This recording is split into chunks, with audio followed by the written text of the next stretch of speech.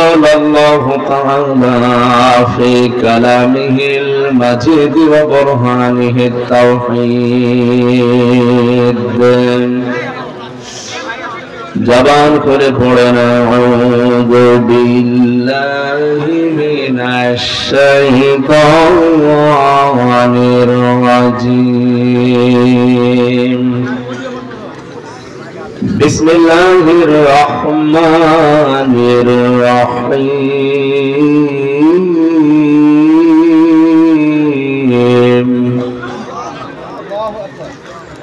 وعباد الرحمن الذين يمشون على الأرض هونا وإذا خاطبهم الجاهلون قالوا سلاما وقال تعالى في آية أخرى يا أيها المدثر قم فأنذر صدقت يا ربنا عن أبي هريرة رضي الله تعالى عنه قال قال النبي صلى الله عليه وسلم اتقي دعوة المظلوم فإنها ليس بينه وبين الله حجاب رواه مسلم وقال تعالى في شان حبيبي وما زادهم إلا إيمانا وتسليما اللهم صل على محمد وعلى آل محمد كما صليت على إبراهيم وعلى آل إبراهيم إنك حميد مجيد কথা বলো কোন কারণে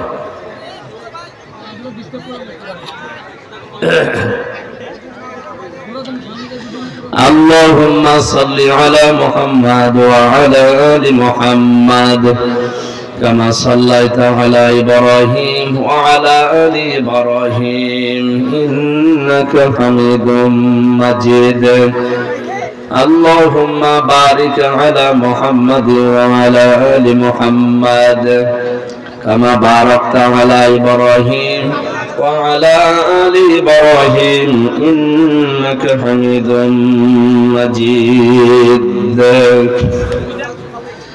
খেয়ে না খেয়ে দিন প্রচারের কাজে নিজেকে দিয়েছ বিলিয়ে তায়েফের কাফেরেরা চিনল না আলো দুষ্ট ছেলেদের পিছু দিল লেলিয়ে পাথরের আঘাতে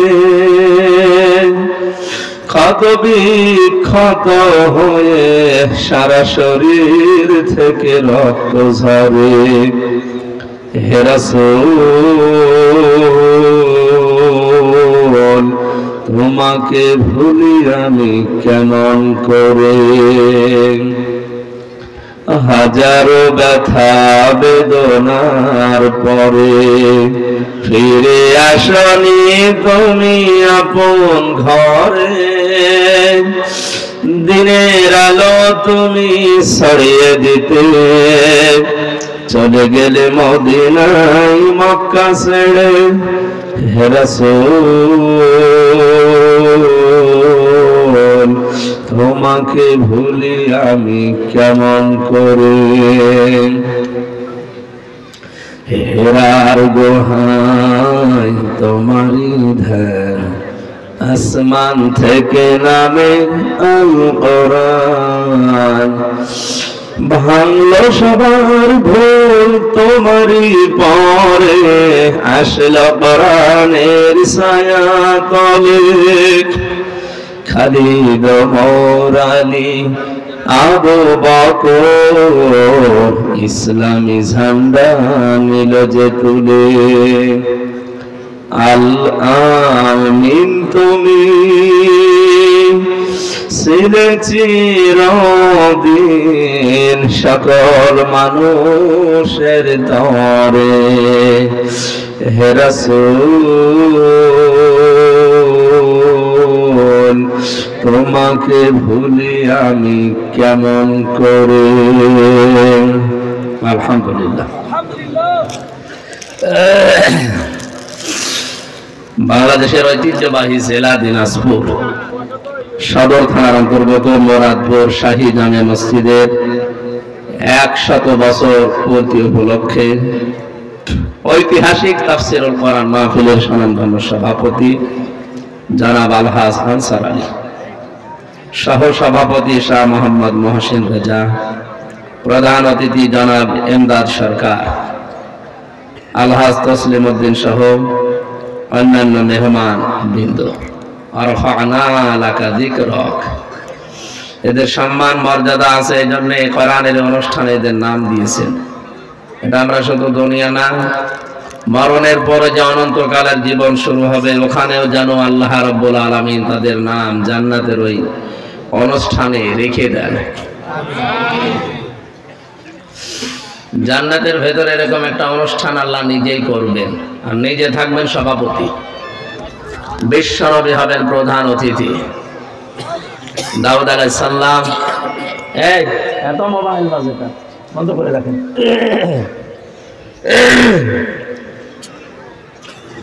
দাউদ নবী আলাইহিস সালামকে আল্লাহ রাব্বুল আলামিন সূরা তাহা তেলাওয়াত করে অনুষ্ঠান উদ্বোধন করাবে। যারা জান্নাত পাবে তারা থাকবে শ্রোতা। এই মাহফিলে যত মানুষের নাম পাচ্ছি আমরা যারা এসেছি, জান্নাতে যদি জায়গা আমাদের নাও হয়, শ্রোতা হিসাবে যেন আল্লাহ একটু আমাদের জায়গা করে দেন, বলেন আমিন। নবীজি তার নিজের কণ্ঠে সূরা রহমান তেলাওয়াত করবে, মহান রব্বুল ইজ্জত ওয়াল জালাল তার কুদরতের কণ্ঠে সূরা ইয়াসিন পড়ে শোনাবে। 50 আলফা সানা মিম্মা তাউদ্দুন, দুনিয়া 1-2 করে যেভাবে গণনা করো, জান্নাতের অনুষ্ঠানে আল্লাহর কণ্ঠে কোরআনের এক একটা আয়াত শুনতে সময় লাগবে 50,000 বছর। ওই অনুষ্ঠানে আল্লাহ যেন আমাদের সত্যি একটু জায়গা করে দেন, বলেন আমিন। আলোচনা রাখলেন মৌলানা হারুনুর রশিদ, মৌলানা শরীফ উদ্দিন সহ নাম না জানা অন্যান্য উলামায়ে কেরাম, মঞ্চে বসা বড় ভাই আলহাজ আরজান আলী, হাফেজ আবু বকর সিদ্দিক সহ নাম না জানা সম্মানিত উলামায়ে কেরাম। এই পৃথিবীতে সবচাইতে বেশি ভয় আল্লাহকে করে আলেমরা। কারা? বলেন বলেন, আলেম কারা? এ নিয়ে আমাদের দ্বিধাদ্বন্দ্ব আছে। ইমাম ইবনে তাইমিয়া রাহমাতুল্লাহ আলাইহি বলে, 3টা গুণ আলেমের ভেতরে থাকা বাঞ্ছনীয়, থাকতেই হবে। 1 নম্বরে যে আলেম দাবি করবে সে আল্লাহর কোরআন নিয়ে চিন্তা ভাবনা করবে। বাংলাদেশ সহ বিশ্বে আজ কোরআনে কারীম নিয়ে গবেষণা চিন্তা ভাবনা দিন দিন বাড়ছে না কমছে? না, কোথায় বাড়তেছে? এত বড় একটা মুসলমানের দেশ, 96% মানুষ, এখানে আমরা মুসলমান, কোরআনের গবেষণাগার দেশে আছে? নেই। এই দেশে গবেষণা হয় লালনের জীবনী নিয়ে, কত মন গাঁজা খেয়েছে, এই গবেষণা করে ডক্টরের ডিগ্রি দিচ্ছে। কোরআনের একটা আয়াত নিয়ে গবেষণাগার এই দেশে তৈরি হয় না, আফসোস আমাদের জন্য। কথা বলেন ঠিক কিনা? আমরা আহ্বান জানাবো, শুধু 564টা মসজিদ নয়, এর পাশাপাশি কোরআনে কারীমের গবেষণাগার এর পাশেই গড়ে তোলে, যেন অন্তত আলেম যারা কিয়ামতে পরিচয় দিতে পারে যে আমি আলেম ছিলাম। এত মর্যাদা আলেমদের, কিয়ামতে আল্লাহ যখন বিচার করবে সবার সামনে আলেমের বিচার হবে না, পর্দা দিয়ে টাঙিয়ে গোপনে বিচার করবে। মর্যাদাটা এই কারণে, কারণ এরা সাধারণ মানুষ নেই, এরা হয়ে গেছে নবীর ওয়ারিস, উত্তরাধিকারী। এখন আলেম শুধু নামের আগে লেখা আছে মাওলানা মুফতি, কোরআনে কারীম নিয়ে কোনো চিন্তা ভাবনা নেই, আর সেরকম সিস্টেমও আমাদের দেশে নেই। এখানে যারাই অন্তত নিজের উদ্যোগে হোক, প্রাতিষ্ঠানিক উদ্যোগে হোক, যে কোনো কায়দায় আমরা যেন কোরআন কেন্দ্রিক জীবন যাপন করি, কোরআনের ভেতরে যেন আমরা প্রবেশ করি। দ্বিতীয় নম্বর, আলেম যারা, তাদের ইবাদত বন্দেগী বাড়বে। জেলখানায় আমি 3টা বছরে যে ইবাদত আমার জীবনে করলাম, আমার মনে হয় সারা জীবনে হবে কিনা আল্লাহ জানে। কারণ 24 ঘন্টা তালা মারা, কোনো কাজ নেই, কাম নেই। আমি আর মাওলানা মামুনুল হক সাহেব পাশাপাশি রুমে 3টা বছর প্রায় একাধারে। ওনার আমল আছে, ডাক্তার এলেমও আছে, আমল আছে এবং ইখলাস আছে। কথা না শুনে আমদাদ নারায় থাকবে। আমার শুধু শরীরে সাপোর্ট করছে না, তা থাকবে আমি দিতাম। জ্বর এসেছে তো কণ্ঠ ভেঙে গেছে, আর আজকে জার্নি হয়ে গেছে, মানে একটা বেকার ঝামেলা ঘাড়ে নিয়ে সেই গায়ে বান্দাকে, হাতি বান্দা কোথায়, সেখানে যে লালমনিরহাট বেকার গেলাম আর চলে আসলাম। প্রায় 150-300 কিলোমিটার আমার ফাও গেছে, শরীর আমার এই জন্য সাপোর্ট দিচ্ছে না। আলেমদের ঈমান আমল বাড়াতে হবে। মানে রাতের বেলা যেভাবে তেলাওয়াত করতেন, হাফেজ, লোকটা ভালো হাফেজ, কোরআন প্রতিদিন নফল নামাজ তাহাজ্জুদ মিলে 5-6 পারা 7 পারা পর্যন্ত তেলাওয়াত নামাজে দাঁড়িয়ে করত, অথচ বয়স 50-এর উপরে, আর আমার 33। তাই ওনার সাথে পাল্লা দিয়ে পারতাম না। আল্লাহ আলেমদের ইবাদত যেন বাড়িয়ে দেন। ইবাদতের ভেতরে যে স্বাদ, মজা, ওইটা আসলে আমরা পাই না। কারণ অধিকাংশ আলেম আমরা যারা এখন কোরআনে আল্লাহ কি বলতে চেয়েছেন ওইটাই বুঝি না, বাকি তো দূরের কথা।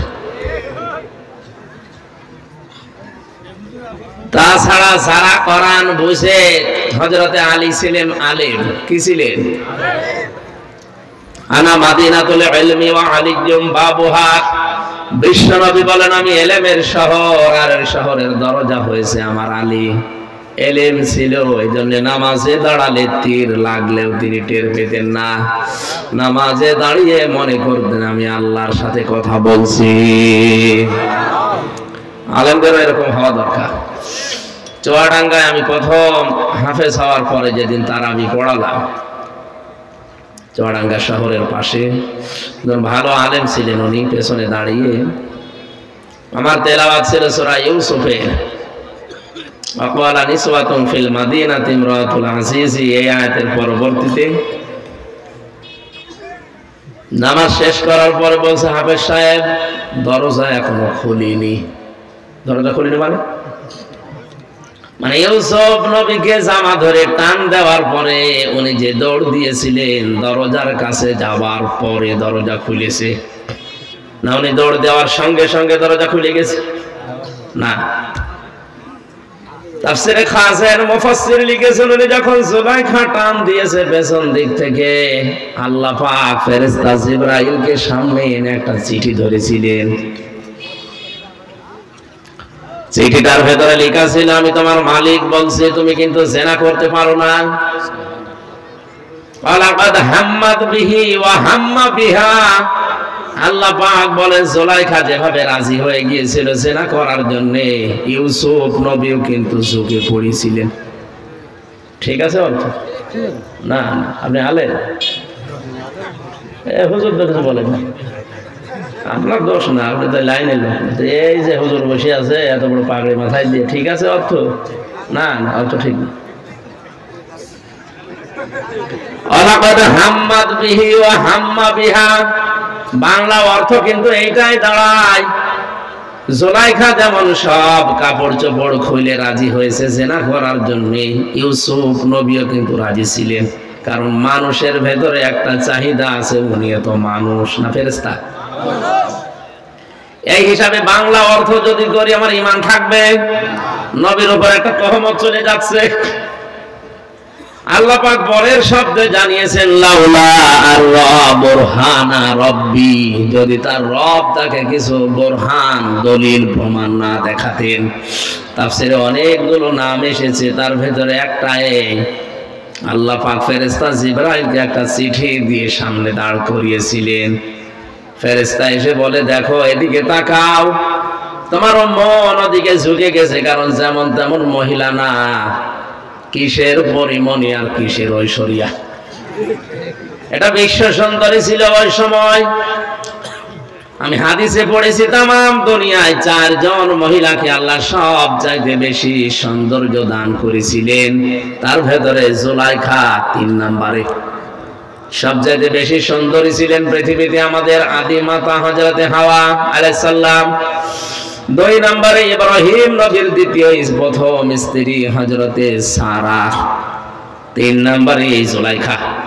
4 নম্বরে আমাদের নবী মুহাম্মদ রাসূলুল্লাহ ছোট মেয়ে ফাতিমাতুজ জোহরা রাদিয়াল্লাহু তাআলা আনহা।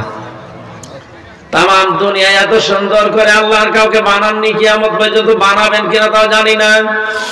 পুরুষের ভেতরে যে 2 জন মানুষের নাম আমরা জানি সবচাইতে সুন্দর ছিল, তার 1 নম্বরে আমাদের নবী মুহাম্মদ রাসূলুল্লাহ, 2 নম্বরে ছিলেন হযরত ইউসুফ।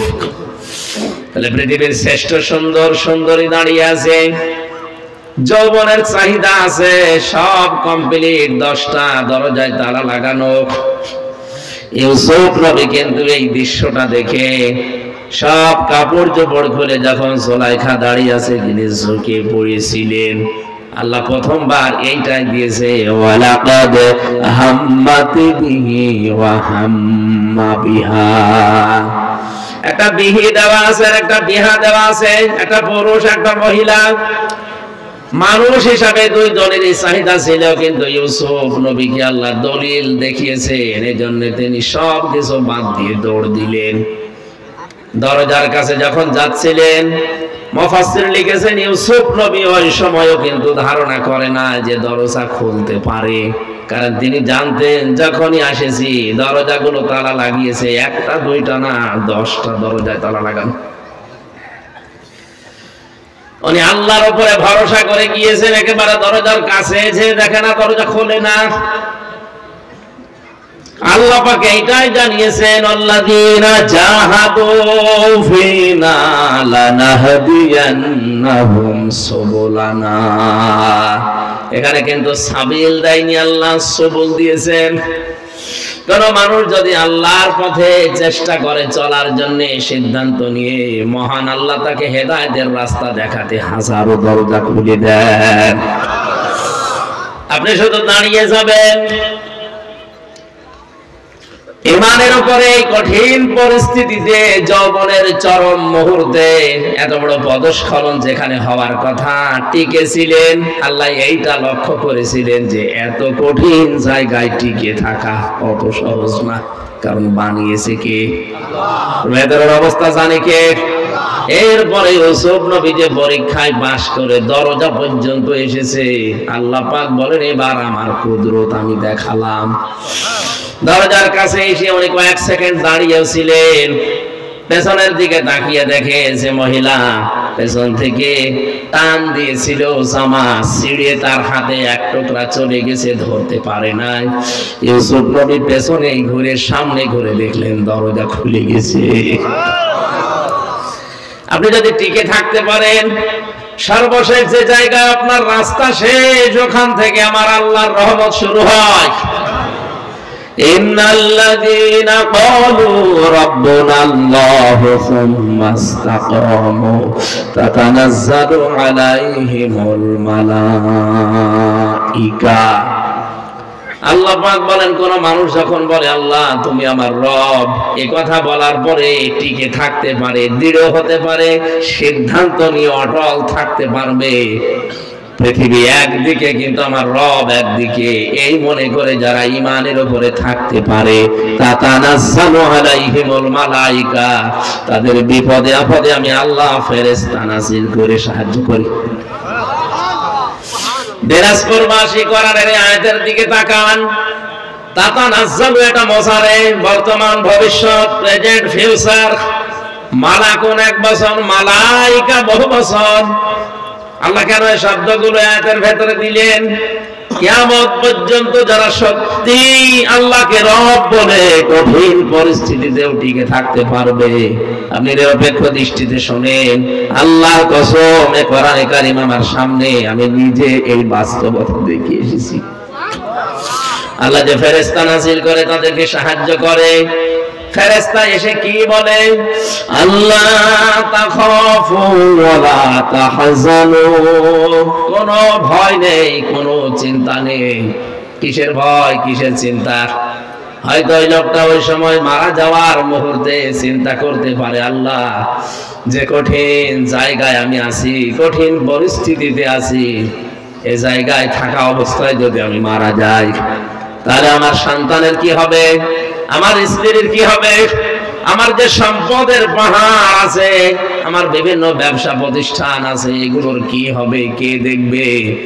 আল্লাহ পাক যেন কানে কানে ফেরেশতাদেরকে দিয়ে বলায়, বল তোর কোনো চিন্তা নেই, তুই চলে যা, তোর ওগুলো আল্লাহ দেখবে। এটা বলার কথা কারণও আছে। জেলখানাতে থাকার সময় এক কয়েদি কারারক্ষী এসে বলছে, হুজুর একজনের ফাঁসি হওয়ার কথা, রাত 10টা 1 মিনিটে ফাঁসি, ওনারে মাগরিবের পরে বললাম, স্যার আপনার ফাঁসি হবে, আপনি প্রস্তুতি নেন। উনি বলছে, কারারক্ষী ভাই আর কয় ঘন্টা আছে? বলে এখন 3 ঘন্টা। উনি বলে, দেখো 3টা ঘন্টা সময় নষ্ট করা দরকার নেই, আমি 2 ঘন্টা ঘুমালাম, তুমি আমার ডেকে দিও। দিনাজপুরবাসী আমরা আছি কোন জগতে? তারাও তো এই জগতেরই মানুষ। মাত্র 3 ঘন্টা পরে যার ফাঁসি, সেই লোকটা বলছে 2 ঘন্টা পরে আমার ডেকে দিও, আমি এখন ঘুমিয়ে গেলাম, অথচ তার ছেলে ঘুম হয়ে আছে।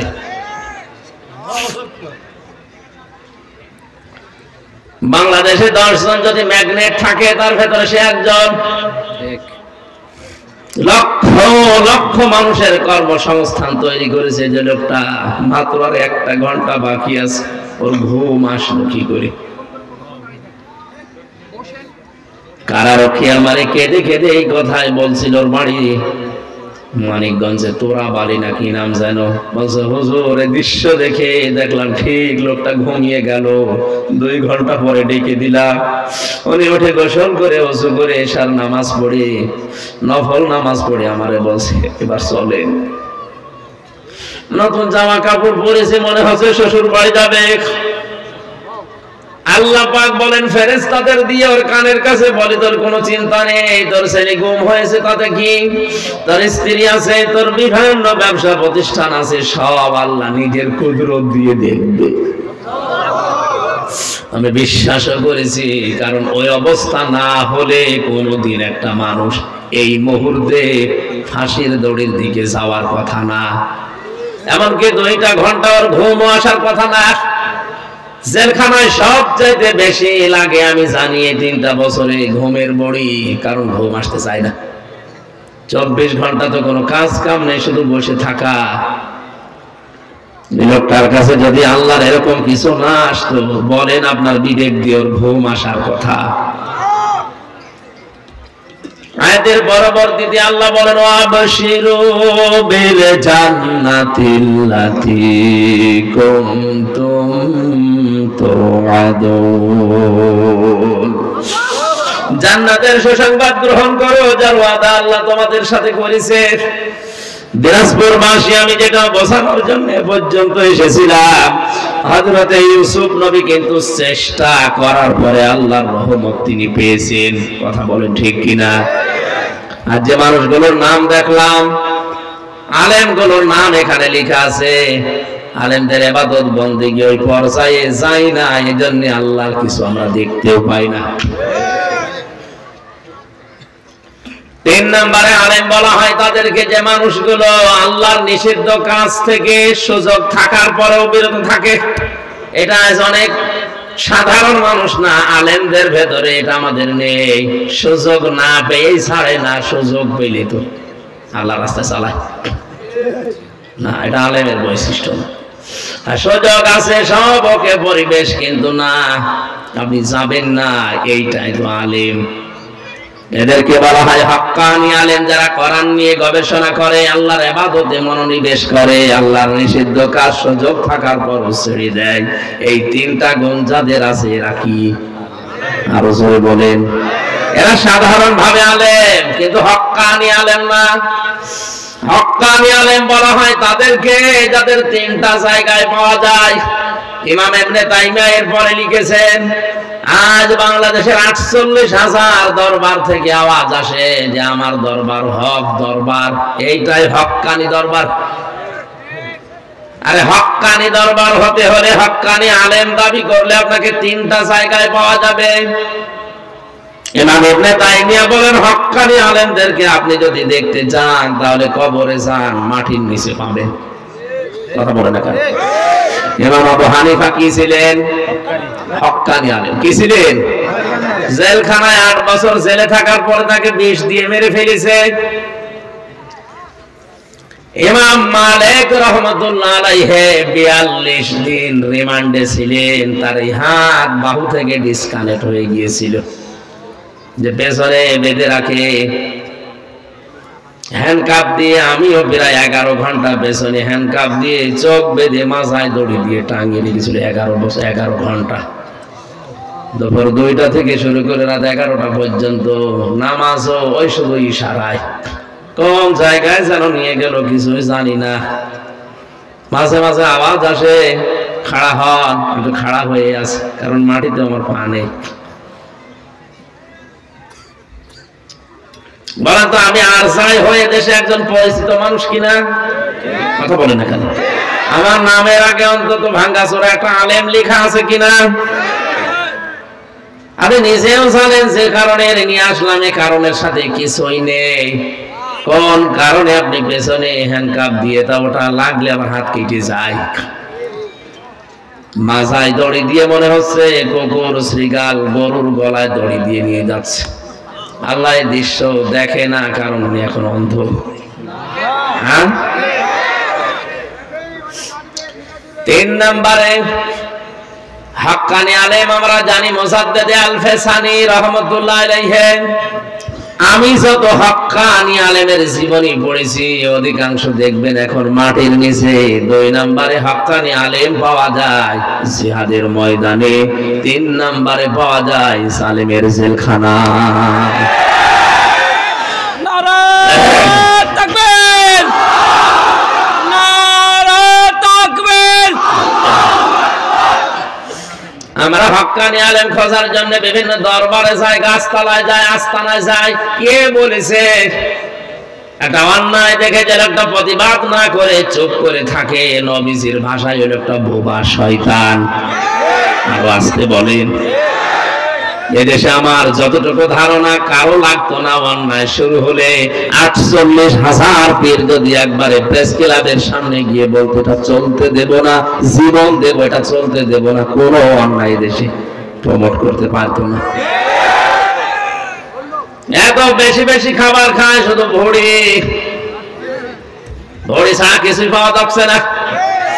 এত বড় বড় ভড়ি হয়, আমার তো মনে হয় উকুন মারা যাবে। মহিলারা ওদেরকে দেখে লজ্জা পায়, আল্লাহ ছেলে মেয়ে হয় আমাদের, আর পেট হয় এর। কি পেট দেখো, আগের পেট বানিয়েছে।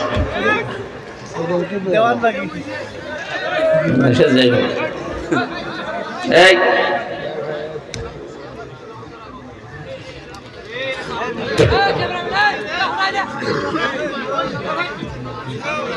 ঠিক আছে,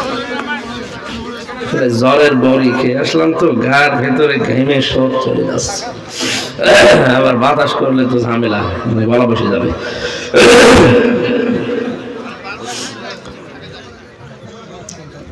কোরআন নাযিল হওয়ার পর দিন থেকে আজকের এই দিন পর্যন্ত যত মানুষ কোরআন শুনেছে, শুনবে, এই শ্রোতা আল্লাহর ভাষায় 3 প্রকার। কয় প্রকার? এখানে যারা বসে আছেন আপনি মেলান তো কোন প্রকারে আছেন?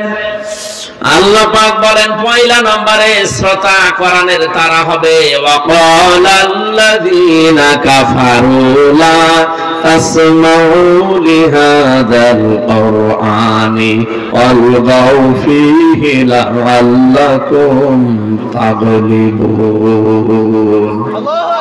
সূরা হামিম সাজদা 24 নম্বর পারা 18 নম্বর পৃষ্ঠার 10 নম্বর লাইনে 26 নম্বর আয়াত। এটা আল্লাহ পাক বলেন, হে নবী, কাফেরেরা কোরআন শুনবে না, শুনতেও দেবে না।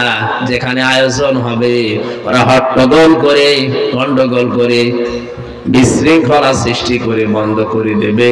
আর ওরা মনে মনে মানুষকে বলবে, কোনো চিন্তা নেই, বন্ধ করো, গালিব হওয়া যাবে। যদি বিজয়ী হতে চাও তাহলে কোরআনের আলোচনা বন্ধ করো, কোরআনের তাফসীর যেখানে হয়টা বন্ধ করে দাও, তাহলে বিজয়ী হবে তোমরা। এই সিদ্ধান্ত কাফেরদের। কাদের? আরো জোরে বলেন, কাদের?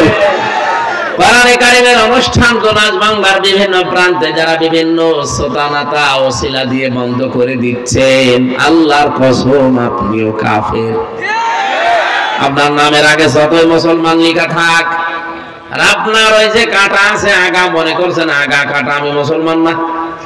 আগা কেটে দিলে মানুষ মুসলমান হয়, তাহলে ছাগল কি ছাগল মুসলমান? আপনি তো মুসলমান ঠিক ওই ধরনের ছাগলের মতো।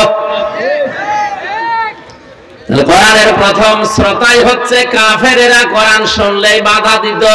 এখন যদি বলেন না, ও হাজী সাহেবের নামের আগে মোহাম্মদ লেখা আছে, আরে ভাই ও হজ করে এসেছে কাবা শরীফ থেকে, আর কাবার সভাপতি ছিল আবু জেহেল।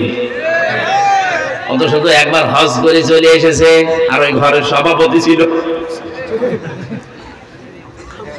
কোরআনের শ্রোতা 2 নম্বরে তারা শুনতেও আসে, বিশ্বাসও করে। আমির হামজা বানিয়ে বলবে না, আল্লাহর কথাই বলবে, শোনেও মন দিয়ে।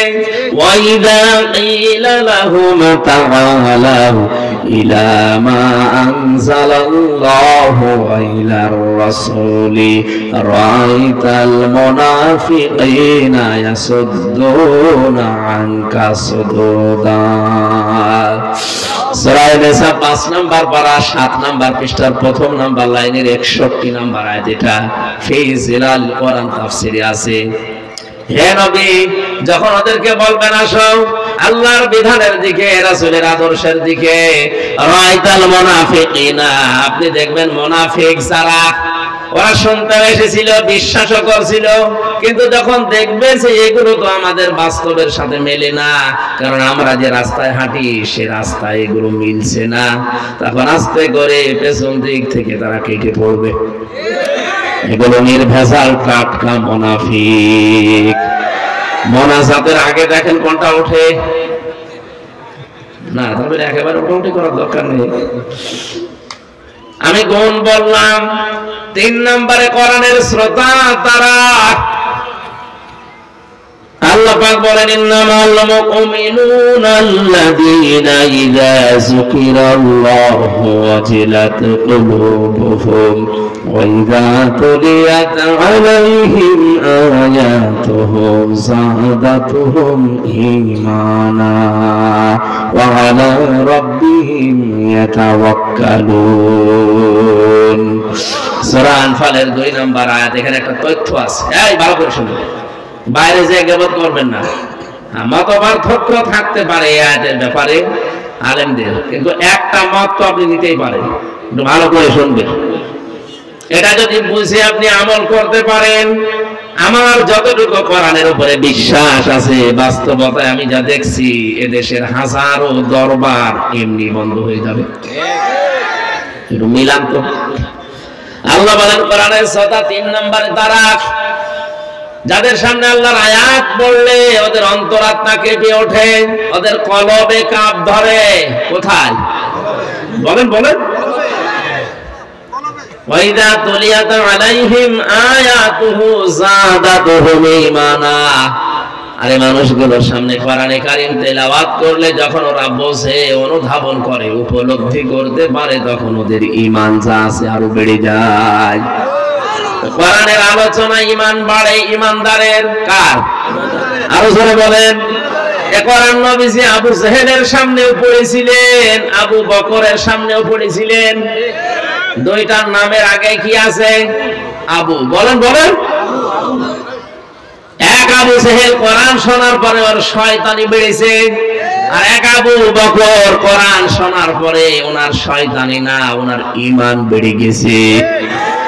এখানে যদি আবু বকরের মতো মন নিয়ে বসেন, মাস্ট বি আপনার ঈমান বাড়বে, এই গ্যারান্টি আল্লাহর। যাদাতুহুম ঈমানা, আপনার ঈমান বাড়বে। কিন্তু আবু জেহেলের মন নিয়ে যদি কেউ বসে, ওর ঈমান না, ওর শয়তানি বাড়বে।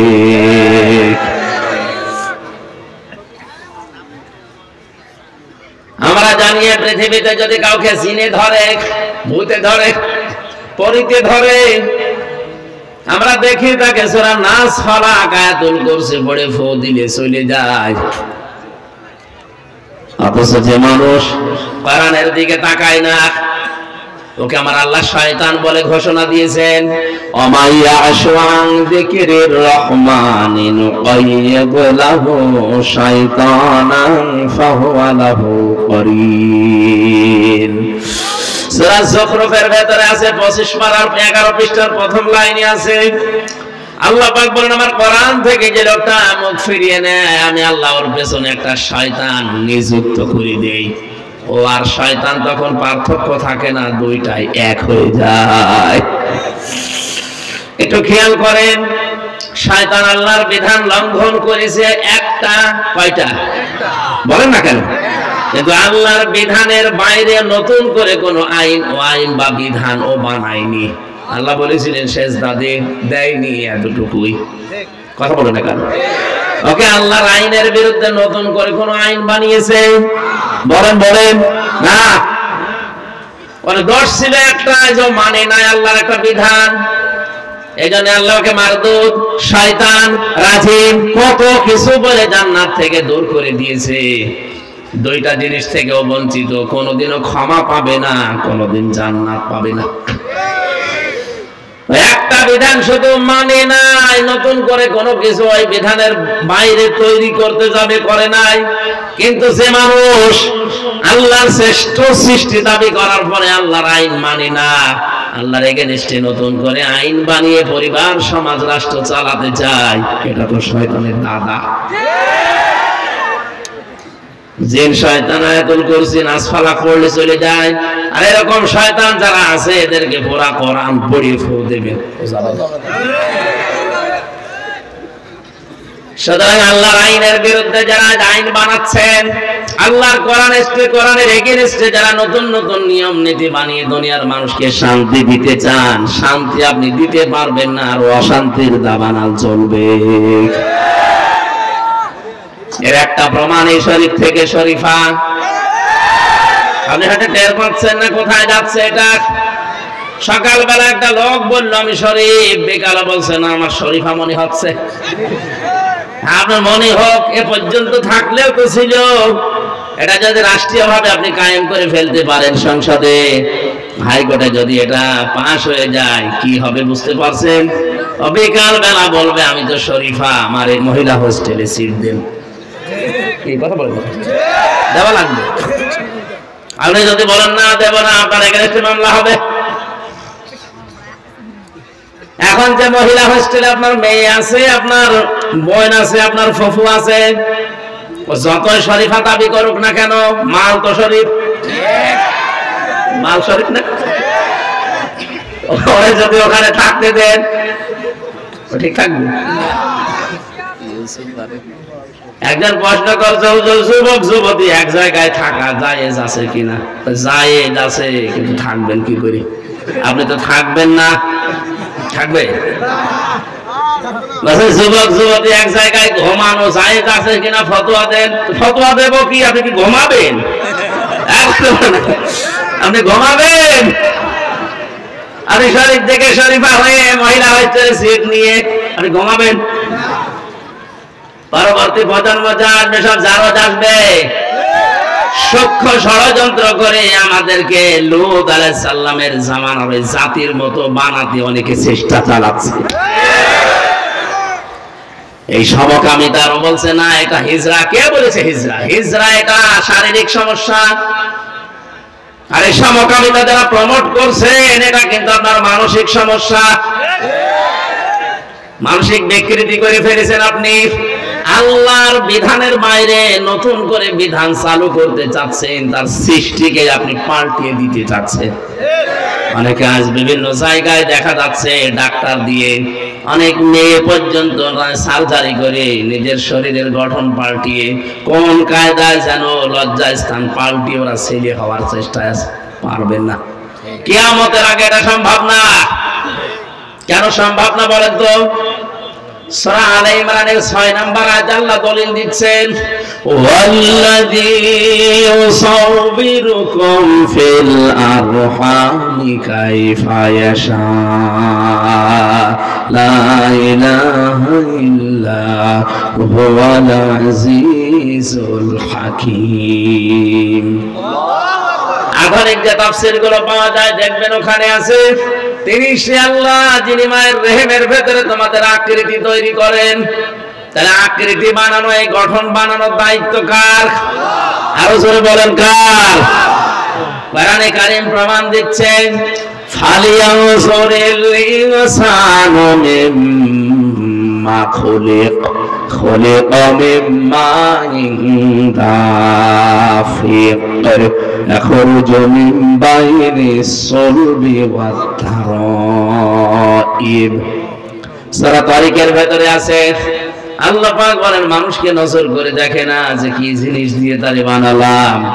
বাবার স্ফলিঙ্গ দিয়ে দ্রুত গতিতে বের হয়ে যাওয়া এক ফোঁটা নাপাক পানি দিয়ে ওর জন্মের উৎস। এটা শরীর থেকে বের হলে শরীর নাপাক হয়ে যায়, গোসল ফরজ হয়ে যায়। পৃথিবীর কোন মার্কেটে দোকানে যার 4 আনাও দাম নেই আছে? কেউ ফ্রি দিলেও নেবে? বলে না কেন? এটা বের হওয়ার সঙ্গে সঙ্গে মায়ের রেহেমের ভেতরে যখন যায়, বিজ্ঞান এখন প্রমাণ করছে এক একটা ফোঁটার ভেতরে কম পক্ষে 40,000 মানুষ বানানোর ক্ষমতা আছে। বাবার স্ফলিঙ্গ থেকে মায়ের রেহেম পর্যন্ত যেতেছে, জরায়ুর সাথে ধাক্কা লেগে দেওয়ালের সাথে তাল লেগে অনেকে পড়ে মারা যায়। ওই রেহেম পর্যন্ত পৌঁছাতে পারে হয়তো 1টা, 2টা, 5টা, 7টা, 13টা পর্যন্ত বাচ্চা এই দুনিয়ায় ক্যালিফোর্নিয়া একজনের হয়েছে। আমি যেহেতু একজন, তাহলে আমি ওই 40 লাখের ভেতরে মাত্র একজন। কথা বলুন, আল্লাহ দয়া করে ওই জায়গা থেকে আমারে পৌঁছিয়ে দিলেন। বিজ্ঞান এখন দেখতে পাচ্ছে গবেষণা করে, এই বীর্যটা যাবার পরে বাবার এই নাপাক বীর্য দিয়ে আল্লাহ 4টা জিনিস তৈরি করে, চুল, রগ, হাড় আর পর্দা। কয়টা? বলেন বলেন। মায়ের রেহেমের ভেতরে যে নাপাক পানির থলি আছে, এইটা দিয়ে আল্লাহ আরো 4টা জিনিস বানায়, রক্ত, গোশত, চর্বি আর চামড়া। 8টা জিনিস যখন এক হয়, আল্লাহ পাক বলেন আমার বান্দার বান্দি বানাতে আমি আল্লাহ 5টা জিনিস আমার রব নামের খাতিরে দান করি। ওয়াজাআলা লাকুমুস সামআ ওয়াল আবসারা ওয়াল আফইদা ইলা আখিরি আয়াত।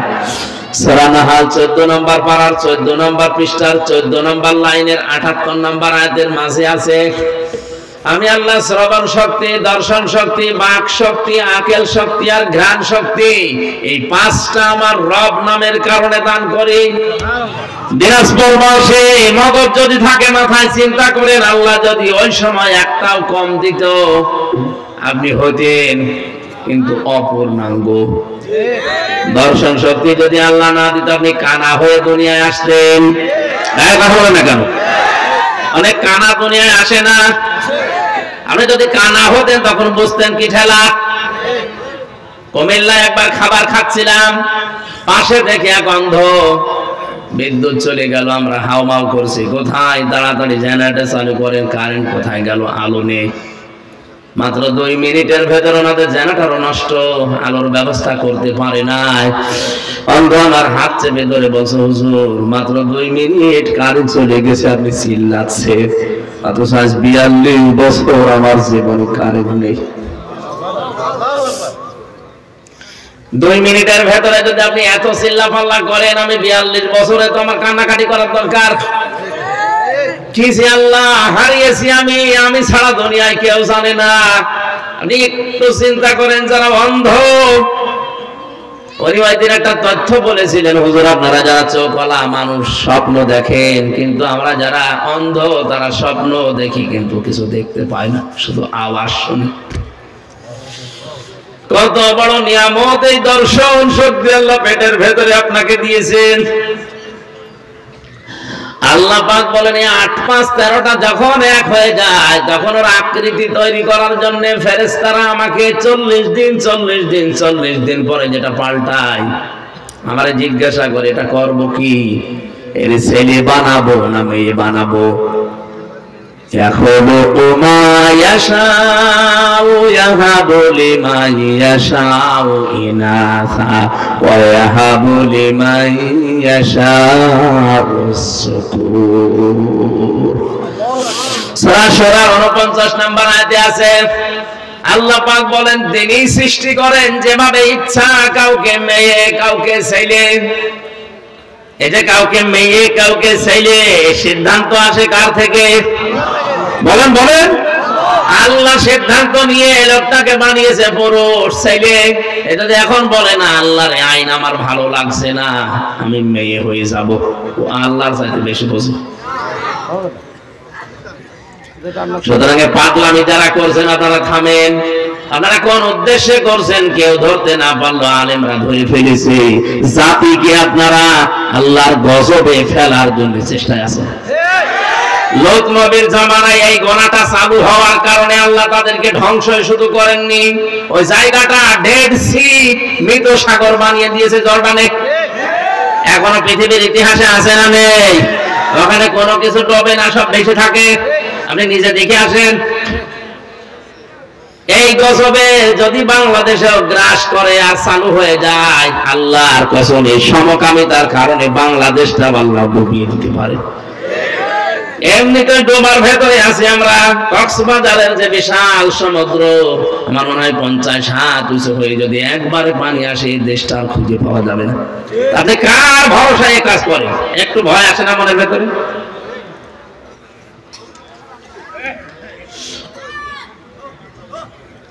আমার ভাইরা,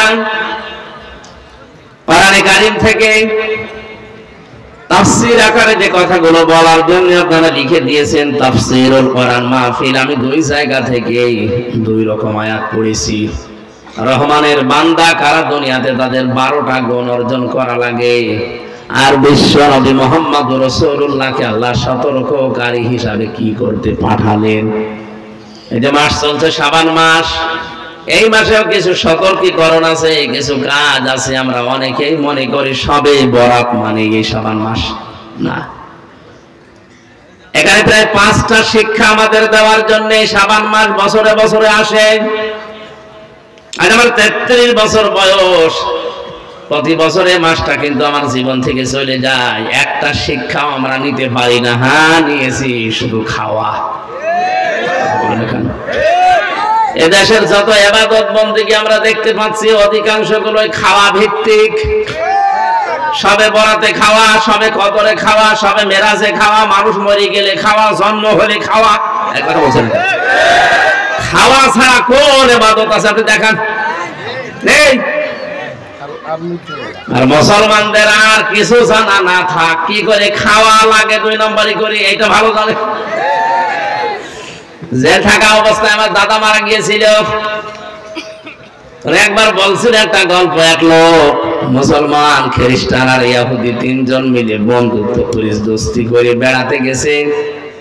সন্ধ্যাবেলায় 3টা 4টা রুটি কিনে বলছে আমরা খেয়ে নেই। 3 জন 3টা খেয়ে আরেকটা আছে। ইহুদি খ্রিস্টান বলছে আমরা তো এখন খেলাম, এইটা রেখে দাও, পরে ক্ষুধা লাগলে খাওয়া যাবে। মুসলমান বলছে না, আসো টেনে ছেড়ে ভাগ করে খেয়ে ফেলি, ওর ধান্দা শুধু খাওয়া। খ্রিস্টান বলছে না, এখন ঘুমাও, রাতের বেলা ঘুমের ভেতরে যে আশ্চর্য স্বপ্ন দেখবে সেই রুটি খাবে। মুসলমান বলছে এবার ঠিক আছে, ঘুমাও। ওরা 2 যখন ঘুমিয়েছে, ও উঠে রুটি খেয়ে মুখ মুছিয়ে এবার ঘুমিয়েছে। ইহুদি ডাক দিয়ে বলো ভাইরা ওঠো, আমি আশ্চর্য স্বপ্ন দেখলাম। কি? আমি দেখি আমার নবী মুসা আলাইহিস সালাম ষষ্ঠ আসমানে আমারে ডাক দিল, উম্মত তোর উপরে আমি খুশি। ওই যে রুটি আছে তুই খাবি। এত উপরে নিয়ে আমার নবী যদি আমারে বলতে পারে এ রুটি আমার, রুটি আছে। খ্রিস্টান বলছে তোমার স্বপ্ন হইল। আমার নবী ঈসা আমারে ডাক দিয়ে বুকের সাথে বুক মিলিয়েছে, কপালে চুমা দিয়ে বলে উম্মত তোর জীবনের উপরে আমি খুশি, ওই যে রুটি আছে তুই খাবি। রুহুল্লাহ বলা হয় যাকে, এত বড় পাওয়ারফুল নবী, বাবা ছাড়া দুনিয়ায় এসেছে এই নবী আল্লাহর ছেলে বলে আমরা জানি। সুতরাং রুটি আমার। মুসলমান তো ওঠে নাও, জেগে ঘুমাচ্ছে। আরে চিমটি দিয়ে তুলেছে ওঠ, রুটি আর নেই। অত জানে রুটি আছে কি নেই। শেষে ওইটি বলছে তোমাদের স্বপ্ন আমি সব শুনেছি, এটা স্বপ্ন হইল। তোমরা যখন ঘুমিয়ে আছো আমি দেখি বিশাল এক দৈত্য দানব বড় এক মগর নিয়ে আমার সামনে এসে বলছে, এই মুসলমান জীবন যদি বাঁচাতে চাস রুটি খা। আমি করবো কি, জীবন বাঁচানোর তাকিদে রুটি খেয়ে ফেলিস। ইহুদি খ্রিস্টান বলে ভাই এত বড় বিপদ গেল, ডাকতে পারলে না। ডাকবো কি করে? একজন এত প্রথম আসমানে আর একজন ষষ্ঠ আসমানে, আমি তো খুঁজে পাইনি। খাওয়া কি করে লাগে আমরা অন্য কিছু না জানলে ধান্দাটা ভালো জানি, খালি খাওয়া খাওয়ার উপরেই চলছে। অথচ মুসলমানদের যে দুইটা দিবস আমরা জানি, ঈদুল আজহা ঈদুল ফিতরে, শুধু খাওয়া না, আগে খাওয়াবেন এরপরে খাবেন। কি ঈদুল ফিতরে আপনি নিজে এক মাস রোজা রাখার পরে মরণের খাওয়া খাবেন, হবে না। আগে সাকাত দেন, ফিতরা দেন, দান করেন, সেমাই কিনে দেন, গরিব মানুষ খাবে, হাসবে, ওর হাসি দেখে আপনি হাসবেন। ঈদুল আজহাতেও তা জবাই করে আপনি পশু খেয়ে ফেলবেন, হবে না। আগে গরিবকে পৌঁছিয়ে দেন, গরিবের সন্তানগুলো খাবার খাবে, হাসবে, ওর আনন্দ দেখে আপনি আনন্দ করবেন। তাহলে ইসলামের ইবাদত হচ্ছে আগে ত্যাগ, এরপরে ভোগ। বলো না কেন? এই বাকি বাদ দিয়ে আর যা আছে আপনি তাকান, আগে ত্যাগ না আগে ভোগ? খালি খাবো নেবো খাবো নেবো, এই নতুন নতুন দিবস তৈরি হয় আর খালি খাওয়া বাড়ে। এই যে কয়েকদিন আগেও একটা দিবস, কয়েকদিন পরে আসবে 14 ফেব্রুয়ারি, এটাও একটা দিবস অনেকে মানিয়েছে। এই দিবসে খালি খাবো নেবো খাবো নেবো, কথা বলে দেখা। ও আর 25 মিনিট আছে। এনাকে অনেকে এখানে টাকা পয়সা 1 বছর ধরে গুছিয়েছে, উনি ওই শরীফাকে ফুল কিনে দেবে। এই দিবস মুসলমানদের জন্য না, মুসলমানদের দিবস শুধুমাত্র ওই দুইটা। কান খাড়া করে শোনেন, যত বড় গুরুত্বপূর্ণ মানুষ আপনার জীবন থেকে হারিয়ে যাক, সর্বনিম্ন আপনি শোক পালন করবেন 3 দিন। কয়দিন বলেন বলেন? আর মহিলার যদি স্বামী মারা যায় 4 মাস 10 দিন, সেটা আলাদা। পৃথিবীতে আর যারা যায় হারায়, সে মা হোক বাবা হোক ছেলে হোক মেয়ে হোক নেতা হোক, যদি হারিয়ে যায় মারা যায়, তার জন্য শোক পালন করা সর্বোচ্চ কয়দিন? আর আমরা এমন মানুষ হারায়, তার জন্য শোক চলছে কিয়ামত পর্যন্ত চলবে, তাও শোক শেষ হবে না। কোন জায়গা থেকে আপনি ইসলাম নিয়েছেন? আমি আশা করছি আপনার বিবেকের দরজায় ধাক্কা লাগবে। এরপরেও যদি আপনার কিছুই মনে না হয়, আমার মনে হয় আপনার বিবেকের উপরে উপরে প্রসার করেছে। অবশ্য ঠিক, ঠিক আছে, আপনার বিবেকটা খুলবে তো ইনশাআল্লাহ। আল্লাহ রাব্বুল আলামিন 3 নম্বরে যেটা বলতে চেয়েছিলেন, যাদাতুহুম ঈমানা, তাদের ঈমান বেড়ে যায়। তাহলে আল্লাহর আইন মানে নাই, কিন্তু নতুন করে আইন আর বানায়নি, এজন্য আল্লাহ তাকে মারদুদ, রাজিম, শয়তান, বের হয়ে যা, দূর হয়ে যা, ক্ষমা পাবি না, জান্নাত পাবি না, এত কথা বলেছে কোরআনে।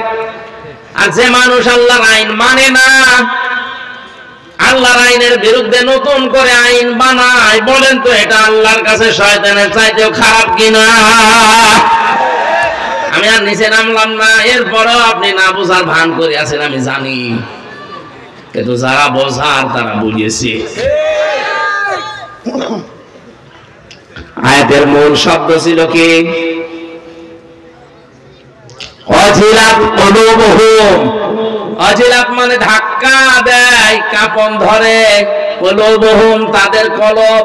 এই ভালো করে শুনেন, মানুষের কলব আমরা অনেকেই মনে করি কলব আছে বাম স্তনের 2 আঙ্গুল নিচে, এই কারণে পীর সাহেবরা জিকির দিলে বলে ধাক্কা দাও, কি বলে না? এই যে কফ লাম বা কলবুন, কলব শব্দের শাব্দিক অর্থ কোরআনে কারিমে আল্লাহ বিস্তারিত দিয়েছেন। লাহুম কুলুবুন লা ইয়াফকাহুনা বিহা, এটা সূরা আরাফে আছে 9 নাম্বার পারা 13 নাম্বার পৃষ্ঠার 2 নাম্বার লাইনের 179 নাম্বার আয়াতের মাঝে আছে। আল্লাহ বলেন এদের কলব আছে, হৃদয় আছে, কিন্তু চিন্তা নেই। কি নেই? বলেন বলেন। এই কোন দিকে তাকিয়ে আছো? কি করা লাগবে? আরে ভাই ঠিক আছে, আমার সব মনে আছে।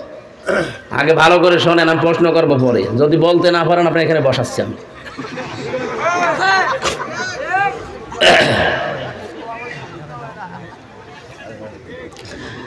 খেয়াল করে শোনেন, অনেক বেদাত এই দেশ থেকে বিদায় হবে আচ্ছা বুঝলে। আল্লাহ বলেন তাদের কলব আছে, হৃদয় আছে, কিন্তু কোনো চিন্তা নেই, তারা বোঝে না। তাহলে কলবের কাজে আয়াত দ্বারা প্রমাণ কি? চিন্তা করা, বোঝা, কি করা? বলেন বলেন। আমরা যেটা বলেছি বাম স্তনের 2 আঙ্গুল নিচে এটা আছে, এখানে যদি আপনি ধাক্কা দেন তাহলে পরিষ্কার হবে, আপনি ভালো হয়ে যাবেন। হাদিস বলা হয় এখানকার দলিল দিয়ে, আলা ইন্না ফিল জাসাদি মুদগাতুন ইদা সালুহাত সালুহাল জাসাদু ওয়া ইদা ফাসাদাত ফাসাদাল জাসাদু আলা ওয়া হিয়াল কলব। নবীজি বলেন সাবধান, জেনে রাখো প্রতিটি মানুষের শরীরের ভেতরে একটা গোশতের টুকরা আছে। আমি আলেমদেরকে বলছি আলা ইন্না ফিল জাসাদি, নবীজি কিন্তু আলা ইন্না ফিল সদরি দেয়নি, দিয়েছে যে বুকের ভেতরে, আলা ইন্না ফিস সিররি মাথার ভেতরে। কোন জায়গার নাম নবীজি নির্ধারিত করেননি, বলেছে এই মানব শরীরের ভেতরে। মাথা কি শরীরের অংশ না? বুকটা শরীরের অংশ না? কথা বলেন। আমার 3.5 হাত বডি শরীরের অংশ, তাহলে এর ভেতরে কোন জায়গায় আছে যে গোশতের টুকরাটা ভালো হলে মানুষ ভালো হয়ে যায়, খারাপ হলে মানুষ খারাপ হয়ে যায়। আল্লাহ জেনে রাখো ওয়াহিয়াল কলব, ওই গোশতের টুকরার নাম হচ্ছে কলব। নাম কি? নবীর হাদিস থেকে, আল্লাহর আয়াত থেকে কি বোঝা গেল? এটা আমার কোন জায়গায় আছে নবীজি নির্ধারিত করে বলেন না যে মাথায় আছে, বুকে আছে, পেটে আছে, না এটা বলেননি। আপনি হাদিসের ব্যাখ্যা পড়েন, পাবেন না। উনি বলেছে শরীরের ভেতরে। এখন যে শব্দটা নবীজি দিলেন আলা ইন্না ফিল জাসাদি মুদগাতুন, কি দিয়েছেন? মুদগা কাকে বলা হয়? বিজ্ঞান এখন কম্পিউটার দিয়ে দেখিয়ে দিচ্ছে যে মুদগা তৈরি হতে 3টা জিনিস লাগে। কয়টা?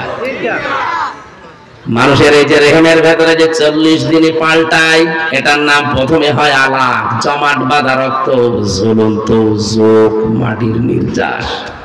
বাকি 40 দিনে যেটা হয়ে যায় তার নাম মুদগা। কি?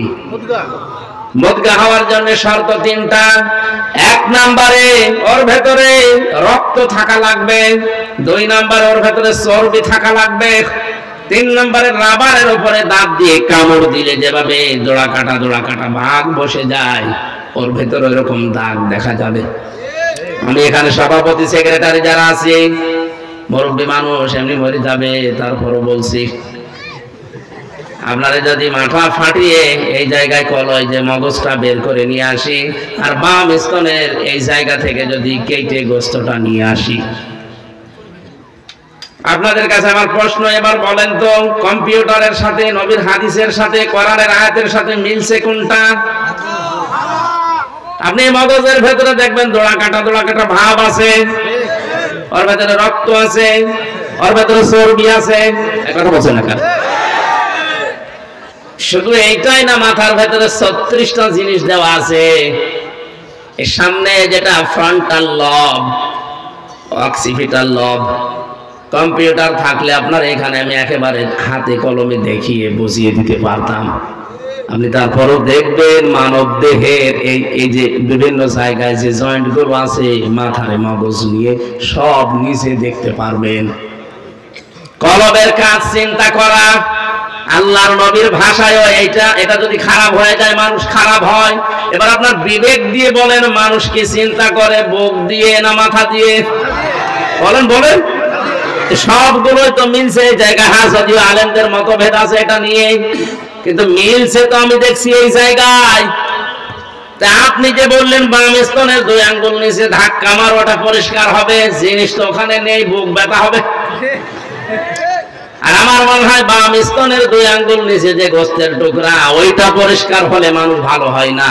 মানুষ ভালো হয় যখন এইটা পরিষ্কার হয়। আজ এইটা পরিষ্কার নেই এই জন্য ঘুষ খায়, এইটা পরিষ্কার নেই এই জন্য জিনা করে, এইটা পরিষ্কার নেই এই জন্য আল্লাহর বিরুদ্ধে আইন বানায়। এটা পরিষ্কার থাকলে জীবনে কাজ করতে পারতো না। কোরআনের সূরা 3 নম্বরে যারা কলব ধাক্কা দেয় ঝালঝালা পয়দা হয়, শরীরের পশমগুলো খারাপ হয়ে যায়। وَإِذَا سَمِعُوا مَا أُنزِلَ إِلَى الرَّسُولِ تَرَى أَعْيُنَهُمْ تَفِيضُ مِنَ الدَّمْعِ مِمَّا عَرَفُوا مِنَ الْحَقِّ يَقُولُونَ رَبَّنَا آمَنَّا فَاكْتُبْنَا مَعَ الشَّاهِدِينَ। সূরা মায়েদা 7 নম্বর আর 1 নম্বর পৃষ্ঠার 1 নম্বর লাইনের 83 নম্বর আয়াত এটা। হে নবী, আপনি যখন কোরআন শোনাবেন মানুষদেরকে, যারা আপনার বক্তব্য বুঝতে পারবে, উপলব্ধি করবে, দেখবেন ওদের চোখ দিয়ে পানি পড়ছে।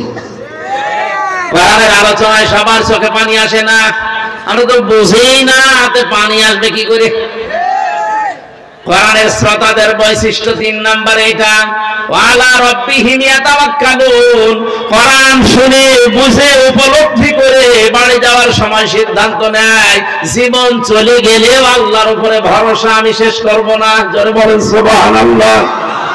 তাহলে আমরা কোরআনের 1 নম্বর শ্রোতা হতে চাই না, 2 নম্বরও না, 3 নম্বরটা হতে চাই। কথা বলেন। এই কোরআন থেকে আমরা তেলাওয়াত করলাম সূরা মুদ্দাসসিরের মাত্র 2টা আয়াত। জবান খুলে তাফসীর আকারে শোনার জন্য আল্লাহর কালাম পড়েন। আউযু বিল্লাহি মিনাশ শাইতানির বিসমিল্লাহির রহমানির রহিম।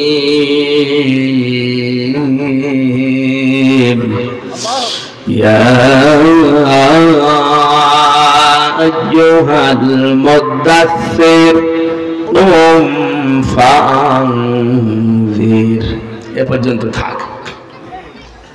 সূরা মুদ্দাসসির 56টা আয়াত আছে, 2টা রুকু আছে, মাত্র 2টা আয়াত পড়েছি। মক্কায় নাযিল হয়েছে এটা। কোন আয়াত থেকে কেউ যদি কথা শুনতে চায় 5টা বিষয় খেয়াল করা লাগে। তার শুদ্ধ তেলাওয়াত, মাতৃভাষায় অর্থ, ঐতিহাসিক প্রেক্ষাপট, বাস্তব ব্যাখ্যা আর মূল শিক্ষা নিয়ে বাড়ি যাওয়া। কয়টা? তাফসীরে ফি জিলালিল কোরআনের ভূমিকায় 5টা লেখা আছে। যে কোনো আয়াত থেকে কথা তাফসীর শুনতে হলে প্রথমে তেলাওয়াত করবেন শুদ্ধভাবে। আমরা অন্তত যতটুকু চেষ্টা করি পড়েছি। মাতৃভাষায় অর্থ হচ্ছে, হে বস্ত্র আবৃত ব্যক্তি দাঁড়ান, মানুষদেরকে সতর্ক বাণী শোনান। ঐতিহাসিক প্রেক্ষাপটের ভেতরে পেয়েছি বিশ্বনবী সর্বপ্রথম 5টা আয়াত পেয়েছিলেন 40 বছর বয়সে। কয়টা? এখান থেকে একটা শিক্ষা আছে। জ্ঞানী মানুষ যারা আছেন তারা খেয়াল করেন, ফেরেশতা জিবরাইল এসে সর্বপ্রথম তাকে বলেছিলেন ইকরা ইকরা ইকরা। উনি 3 বার বলেছিলেন মা আনা বিকারি, আমি পড়তে পারি না। বলেছিলেন না? বলেন কেন বললেন? তিনবার ওনাকে বুকে চাপ দিয়েই বলেছে পড়ো। উনি বলছেন আমি পড়তে পারি না। কেন পড়তে পারেন না? চতুর্থবার যখন বললেন ইকরা বিসমি রাব্বিকাল্লাযী খালাক, নবীজি কিন্তু তখন পড়া আরম্ভ করেছিলেন। প্রশ্ন করলেন জিবরাইল, এতক্ষণ পর্যন্ত কেন তুমি এ কথা আমারে বললে না যে পড়া লাগবে কার নামে? তুমি খালি প্রথম থেকে বলছো পড়ো পড়ো, তো কি পড়বো, কার নামে পড়বো? যখনই বললেন রবের নামে পড়ো, আমি পড়া আরম্ভ করেছি।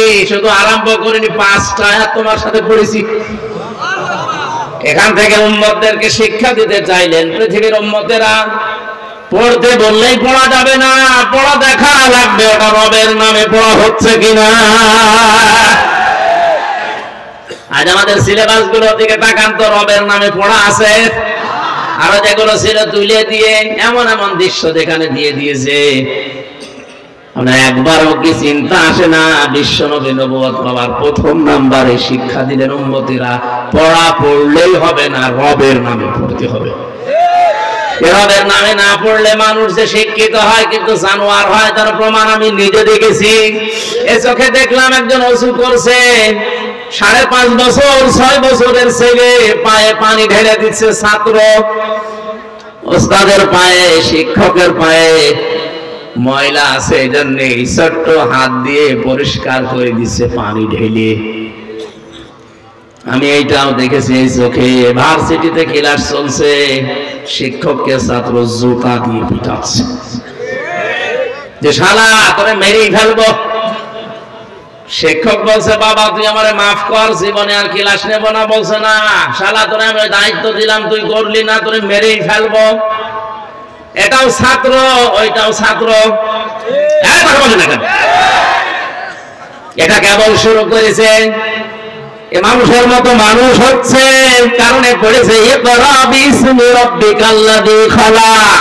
ও পড়েছে কার নামে? আরো জোরে। আর ওইটা মাস্টার্স করার পরেও জানোয়ার হয়ে গেছে। কোরআনের শিক্ষা যাদের ভেতরে নেই ওরা যে জানোয়ার আমি নিজে দেখে এসেছি। আপনি মনে করছেন 33 বছর বয়স আর কি দেখেছেন, কি দেখেছে আপনি টের পাচ্ছেন না। বাস্তবে এমন এমন মানুষের সাথে সময় কাটিয়েছে ওগুলো মানুষ বললে গোনা হবে। সর্বোচ্চ বিদ্যাপীঠ থেকে মাস্টার্স করে এসে ওই জায়গায় চেয়ারে বসা, কিন্তু মানুষের সাথে এমন আচরণ করে, আমার নিজের সাথে যদি এটা করে এই লোকটারে ধরলে কি করতো? অথচ লোকটা মাস্টার্স করা। কোরআনের শিক্ষা, রবের শিক্ষা নেই, এজন্য মানুষের পরিবর্তে হয়ে গেছে শিক্ষিত শয়তান।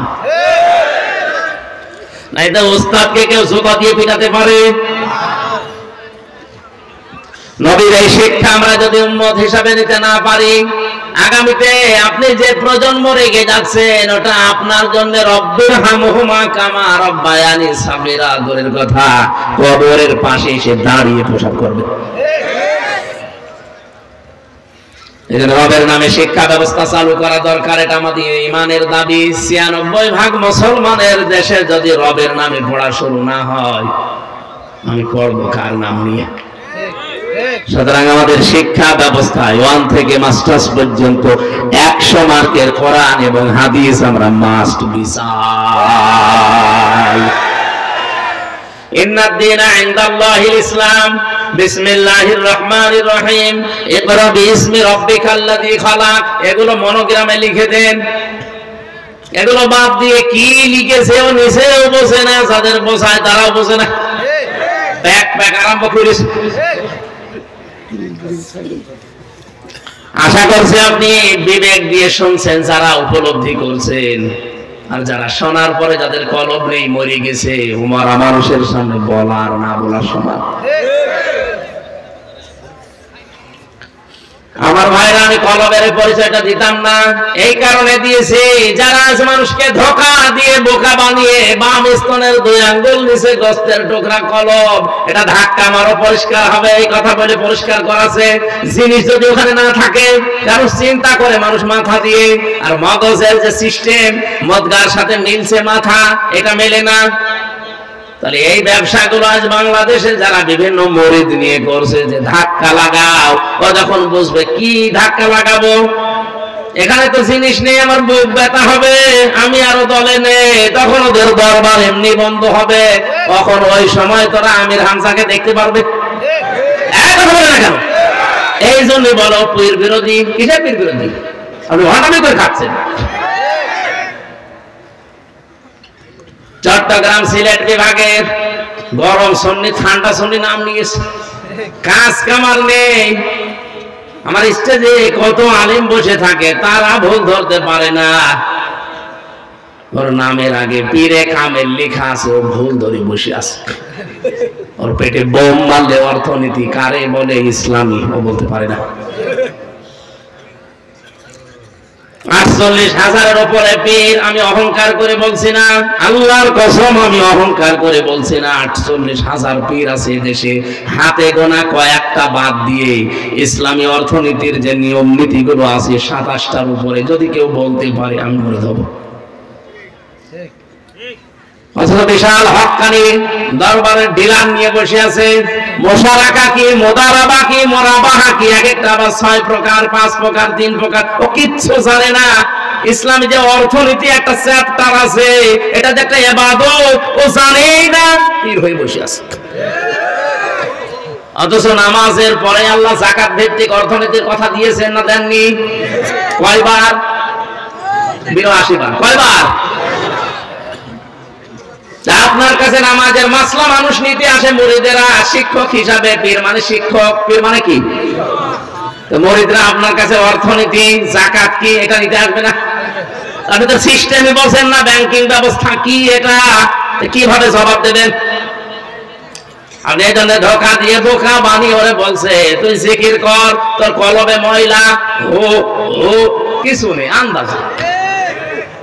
আল্লাহর এই নামকে যারা পরিবর্ধন করে জিকির করাচ্ছেন, আপনার ডবল শাস্তি হবে। এটা সূরা ফুরকান 19 নম্বর পারার 4 নম্বর পৃষ্ঠার 13 নম্বর লাইনে আছে, ওয়াল্লাযীনা লা ইয়াদউনা মা'আল্লাহি ইলাহান আখার। এই যে মা মানে সঙ্গে, আল্লাহকে ডাকে কিন্তু আল্লাহর পাশাপাশি অন্য কাউকে ডাকে। আজ বিভিন্ন জেলাতে, বিশেষ করে ব্রাহ্মণবাড়িয়া, কুমিল্লার ওই লাইনে আল্লাহকে কিছুক্ষণ ডাকার পরে পরে দেখি মাঝে মাঝে ইয়ালি বাবা, শালি বাবা, খাজা বাবা, এই কথা বলছেন কেন? এগুলো প্রকাশ্য শিরক এবং কবিরা গুনাহ। আল্লাহ ছাড়া কারো নামে জিকির করা জায়েজ নেই। বলেন না কেন? রাসূলুল্লাহর নামে কোনো জিকির নেই। কেউ যদি বলে ইয়া রাসূলুল্লাহ, ইয়া রাসূলুল্লাহ, গুনাহ হবে। জিকির হিসাবে শুধু আল্লাহর নাম, আর রাসূলের নামে হবে দরুদ। বলেন বলেন,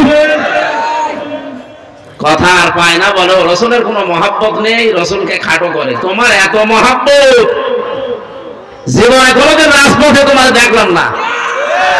আর রাসূলের মহব্বত না থাকলে 3 বছর আমি অন্ধকারে কাটালাম এই কারাগারে। কি খেলা করার জন্য কাটিয়েছি? যত মহব্বত সব ওর ভেতরে। এই শয়তানদের কোনো কাজ কাম নেই, তো কি করবে? মানুষকে ধোঁকা দিয়ে বোকা বানিয়ে উল্টা পাল্টা কথা বলে খালি সময় নষ্ট করে। নবীজি এই শিক্ষা নিয়ে বাড়ি আসার সময় বলেন তো এই তথ্য যদি ফাঁস হয় যে আসলে তো এই ধোঁকা, এ ভুয়া, এই তিশার, এই যে কি নাম জানো, মোস্তাক, এর যেমন ভুয়া ভুয়া বলে তারা দিয়েছে, এই পীর গুলোকে ভুয়া ভুয়া বলে বারবার ছাড়া করবে। কারণ এখন তো অধিকাংশ মানুষ শিক্ষিত হচ্ছে, ওরা যখন দেখবে কম্পিউটারের মাধ্যমে তো মেলছে না, এত সব বানিয়ে বানিয়ে ধোঁকা দিয়ে বোকা বানাচ্ছে, তখন ওদের রাগ। ওরা তো বুঝে ফেলেছে যে হামজা যে জায়গায় আঘাত করছে, এই জায়গা যদি প্রকাশ হয়ে যায়, আমি যে ব্যবসা করে খাচ্ছি, ব্যবসা মাঠে মারা যাবে। কথা তোলে অনেকে যে কিয়ামতে এক এক পীর নাকি লক্ষ লক্ষ মুরিদ নিয়ে আসবে কিয়ামতে। কে বলেছে? পুরো মিথ্যা কথা। কিয়ামতে প্রতিটি মানুষ আল্লাহর সামনে দাঁড়াবে স্রেফ একা একা। সূরা মরিয়ম 16 নম্বর পারা 10 নম্বর পৃষ্ঠা 15 নম্বর লাইনের 85 নম্বর আয়াত, 95 কি 95 নম্বর আয়াতে আছে, ওয়াকুল্লুহুম আতিহি ইয়াউমাল কিয়ামাতি ফারদা।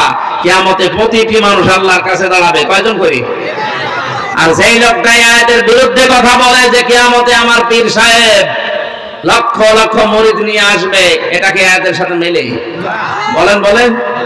এই যখন বুঝে ফেলে তখন বলে যে হামজা পীরদের বিরোধী, এরে আর আসতে দিও না। না, যে জিনিস যত ভালো তার নকল বের হয় তত বেশি। পীর সাহেব তো ভালো জিনিস, পীর মানে শিক্ষক। আপনি যেটা জানেন না ওনার কাছে জেনে নেবেন, তো জানবেন কি করে, নিজেই তো জানেন। পীর বাংলাদেশের চট্টগ্রামের মরহুম মাওলানা আব্দুল জব্বার, এটা পীর। আর এমন এমন পীর বের হয়, তার 30 তলা বাড়ি, লঞ্চের ব্যবসা করে, কোটি কোটি টাকার মালিক, সুপার মার্কেট, কোনো কিছুর অভাব নেই। আর পীর থাকবে না খেয়ে। মাওলানা আব্দুল জব্বারের থাকার মতো একটা কুড়ে ঘরও ছিল না, সব দিনের জন্য দিয়েছিল। আর আমরা এমন পীর, সুপার মার্কেট আমার, জোরে বলুন সুবহানাল্লাহ। এই ব্যবসায় যখন ভাটা পড়বে, মানুষ যখন জেনে ফেলবে, কারণ এটাই রেকর্ড হচ্ছে, কালকে সারা দেশে ছড়াবে। যখন দেখবে মানুষেরা না এত ধোঁকা দিয়ে বোকা বানাচ্ছে, তখন হয়তো তো কিছু বলতে পারবে না, রাগ ধরবে আমার উপরে। প্রশাসনকে যে বলবে যে পীর বিরোধী, এ যেন আমাদের দিনাজপুরে না আসে। আর ওরা তো ওই রকমই, ও তো বোঝেও না কি ভালো কি মন্দ, মনে করবে যে পীর সাহেব বলছে ঠিক আছে, ও হুজুরের আসতে দেবো, যে বন্ধ করবে।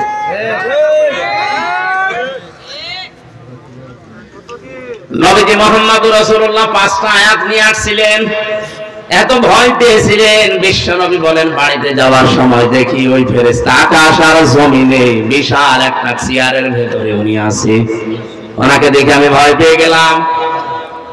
তাফসীরে ইবনে কাসিরে পড়েছি, বিশ্ব নবী দৌড় দিতে গিয়ে পড়ে গিয়েছিলেন। তাড়াতাড়ি করে নিজেকে সামলিয়ে বাড়িতে এসে স্ত্রীকে বললেন, জাম্মিলুনি জাম্মিলুনি ইয়া খাদিজা, আমার ঢেকে দাও, আমি ভয় পেয়েছি।